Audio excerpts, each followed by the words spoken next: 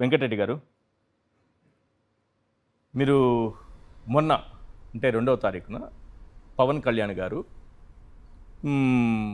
తెలంగాణలో హైదరాబాద్లో ఏ రకంగా ఫైర్ అయ్యారు ఒక్కొక్కరి మీద, తెలంగాణ నాయకుల మీద, రాజకీయ పార్టీల మీద తన సభకు పర్మిషన్ ఇవ్వని సమయంలో ఆయన మాట్లాడినటువంటి విధానం.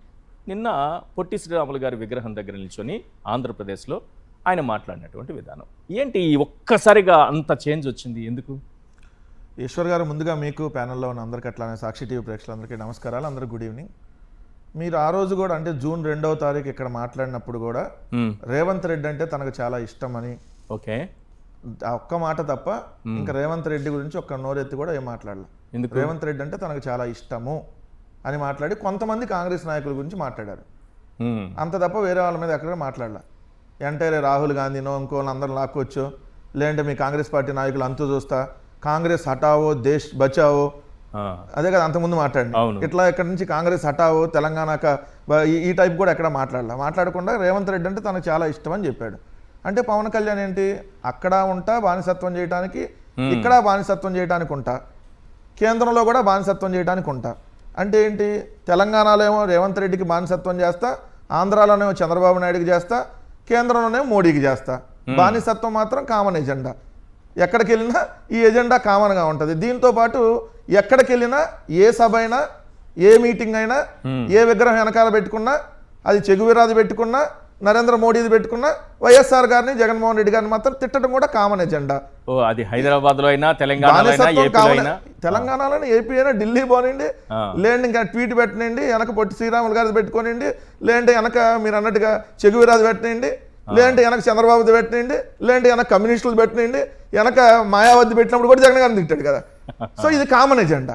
వైఎస్ఆర్ గారిని జగన్ గారిని తిట్టడం మాత్రం కామన్ ఎజెండా. తన పార్టీ పెట్టించిందే దానికోసం అనేది చెప్పకనే చెప్తున్నాడు. ఇప్పుడు తెలంగాణలో కాంగ్రెస్ తెలుగుదేశం ఒకటే కదా, ఇక నేను చెప్పేదే ఉంది, అందరూ ఇప్పుడు తెలిసినటువంటి విషయమే కదా. సో అందుకని ఇప్పుడు రేవంత్ రెడ్డి గారు నేను మాట్లాడాల. రెండు, కాంగ్రెస్ ప్రభుత్వాన్ని కూడా అంటే మళ్ళీ ఇబ్బంది వచ్చేస్తుందేమో, వీళ్ళు డైరెక్ట్గా మాదాపూర్ నుంచి కోటి చెరువు దాకా వెళ్తారు, అందుకని ఈ కోటి చెరువు దాకా ఎందుకు వెళ్ళటం, అందుకని చెప్పి కోటి చెరువుతో పాటు ఇంకెన్ని చెరువులు ఉన్నాయో తెలియదు కదా, ఆ తెలియని కూడా మళ్ళీ బయటకు వస్తాయి. కాబట్టి కాంగ్రెస్ ప్రభుత్వానికంటే తెలిసి ఉండకపోవచ్చు. కోడి చెరువు కాకుండా కుక్క చెరువు, నక్క చెరువు ఇలాంటివి కూడా చాలా కబ్జాలు జరిగాయి ఉంటాయి కదా. మీరు కోడి చెరువు కాకుండా ఇంకెన్ని ఉన్నాయి అంటే? లేకపోతే కాదు సార్, లేకపోతే అసలు ఆయన బాతు చెరువు, కోడి చెరువు గురించి అడిగినప్పుడు ఇదిగోండి డాక్యుమెంట్స్, నేను పలానా వాళ్ళ దగ్గర కొనుక్కున్నా, ఇది ఆ భూమి, ఇది ఈ భూమి అని ఈయన చెప్పకుండా నాది తీసుకోండి కావాలంటే తెలంగాణ సర్కార్ తీసేసుకోవచ్చు, నేను కబ్జా చేస్తుంటే అంటే ఎట్లా తీసుకుంటారు? సో అసలు హైడ్రా ఇప్పుడు దాకా నీకు వెళ్ళలేదంటే దానికి అర్థం ఏంటి? ఇంకా అందరికి అర్థమైనటువంటి అంశమే కదా. అంటే క్లియర్గా ఆయన చెప్తుంది ఏంటి, నేను ఎక్కడైనా సరే చంద్రబాబు నాయుడు గారి డైరెక్షన్లో, చంద్రబాబు నాయుడు గారు ఎలా ఒకళ్ళతో పొత్తులో ఉండి ఇంకొకరితో కాపురం చేస్తూ ఉంటారో తెలుగుదేశం పార్టీ అంటే ఇప్పుడు ఉన్నారు కదా సార్, ఎన్డీఏలో భాగస్వామి కదా జనసేన అన్నది, మరి తెలంగాణలో కాంగ్రెస్ ఎట్లా ఉంటుంది? ఇప్పుడు సార్ ఎన్డీఏలో నిజంగా భాగస్వామిగా ఉన్న ఏ పక్షమైనా అవతల ఐఎన్డీఏలో మెయిన్ అయినటువంటి కాంగ్రెస్ పార్టీని విమర్శిస్తారా? కాంగ్రెస్ పార్టీ ముఖ్యమంత్రిని విమర్శించకుండా నాకు చాలా ఇష్టము, ఆ ప్రభుత్వానికి ఏం తెలియదు, పాపం చాలా అమాయకులు, వాళ్ళకి తెలిస్తే నాకు డైరెక్ట్ గా పర్మిషన్ లెటర్ ఇచ్చేవాళ్ళు. పర్మిషన్ నిరాకరించింది ఎవరో కానిస్టేబుల్, హెడ్ కానిస్టేబుల్ నిరాకరించింది. అంటే ఇలా హెడ్ కానిస్టేబుల్ కొడుకు కాబట్టి కానిస్టేబుల్ పర్మిషన్ నిరాకరించాడు అనుకుంటున్నాడు. ఇప్పుడు ఒక పార్టీ, అది కూడా ఏదో ఆంధ్రప్రదేశ్ రాష్ట్రానికి సంబంధించిన పార్టీ, ఇక్కడ తెలంగాణ ఆవిర్భావ దినోత్సవం రోజు నవనిర్మాణ అని చెప్పి ఏదో ప్రోగ్రాం పెడతాం, మీటింగ్ ఇమ్మన్నారు. అప్పటికే ఇక్కడ ఆల్రెడీ తెలంగాణలో ఉన్నటువంటి సీనియర్ జర్నలిస్టులు, ఏదైతే తెలంగాణ కోసం పోరాడినటువంటి జర్నలిస్టులు ఎవరైతే ఉన్నారో వాళ్ళందరి మీద నానా బూతులు తిట్టి నానా యాగీ చేసింది ఇదే జనసేన పార్టీ. ఇదే ప్రొఫెసర్ నాగేశ్వర్ గారు లాంటి ఒక పెద్ద మనిషి మీద నానా యాగీ చేశాడు ఇదే పవన్ కళ్యాణ్.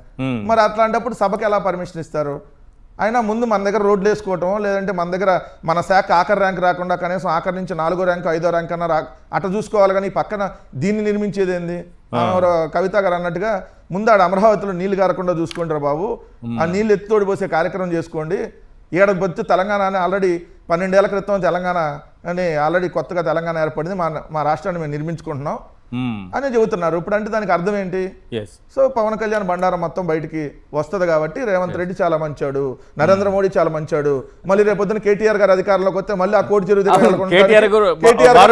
చాలా మంచి ఫ్రెండ్, ఏం మాట నేను వినలేదు. ఎందుకంటే ఎందుకంటాడు? రెండోది అసలు విషయం చర్చించలేదు, ఎందుకంటే ఎందుకు అసలు పొట్టి శ్రీరాములు గారి దగ్గరికి వెళ్ళారనే అదే వస్తా, అది కూడా వస్తాను, దానిపైన కూడా మాట్లాడదాం.